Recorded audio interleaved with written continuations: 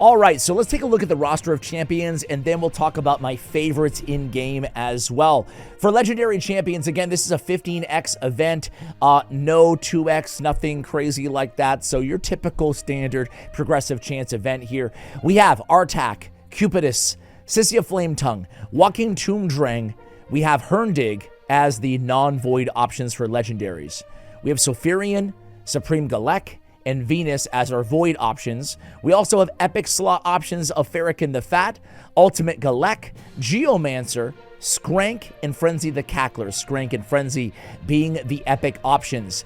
Let me tell you about my favorites here, guys. Let's go ahead and jump into game. Well, it's all about the burn here on this progressive chance event. I do think it's quite a baity event, meaning there's really no massive reason to summon here, with maybe a caveat or two, okay? So I love Artak, but I don't think that we're going to be unloading Sacreds or Ancients for Artak. Personally, he is S tier in Ice Golem specifically, and he's a good burner out there who was once, you know, way back in the day, free for everybody in the game.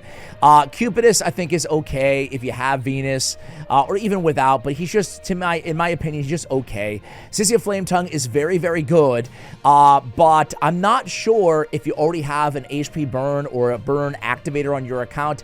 I'm not sure if she's worth going for an event like this personally. That being said, again, she's good. She's got a triple hitter on her A1. She's got burn extension. She's got weaken on an AoE as well, and burn placement with activation, the potential extra turn if you do land a burn on all enemies. Sissia is a really strong contention as, you know, kind of an OG, but also one of the better, not original champion, but one of the better burners who's was added a few years ago, who's still, you know, relevant today.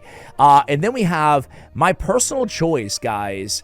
My longtime viewer is not going to surprise you guys, but I would actually go with Walking Tomb Drang. This dude is so unbelievably underrated, and I don't understand why he's not mentioned more. He's got an irresistible burn on 3-turn cooldown, and then an irresistible activation on his A1. You know, sometimes you can't tell. You know, I mean, I couldn't tell. I'll be real with you guys. The instant activation usually requires accuracy. It does not require accuracy on his A1, so no need for accuracy. So yeah, an irresistible burn is nice on a 3-turn cooldown. Only Ignatius has that, along with the activation, but he also has an amazing heal here on his A3. So a great heal, can be your top damage dealer and healer, just depending on who else is on your team.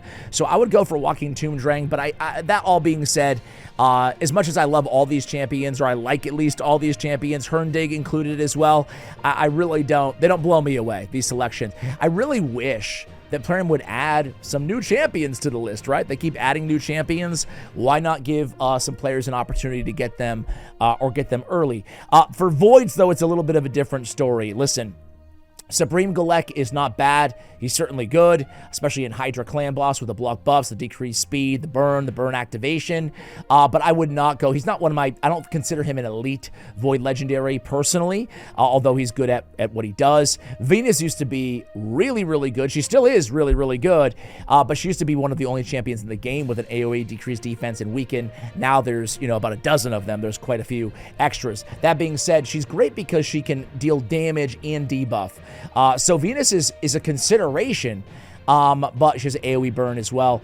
And with Cupidus, she has this extra turn buff removal or chance of an extra turn. So she gets a lot better with Cupidus on the team. But I still, you know, we all get Lydia eventually, right? I still would not advise anybody pull for Venus nor Supreme Galek. However, Sulfuryion, come on, man. This dude is an elite champion. I think he's a top 10 legendary in the entire game. So if you were going to splurge, maybe you know you're near your mercy on Void Shards, and you want to pull a few for Sulfuryion, I do think that he is the only champion on the entire list that might be worth a consideration at least.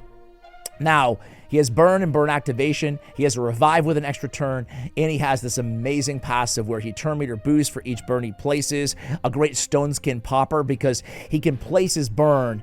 He can pop the stone skin on the same ability, and he can also boost the turn meter of potentially 20% on all allies.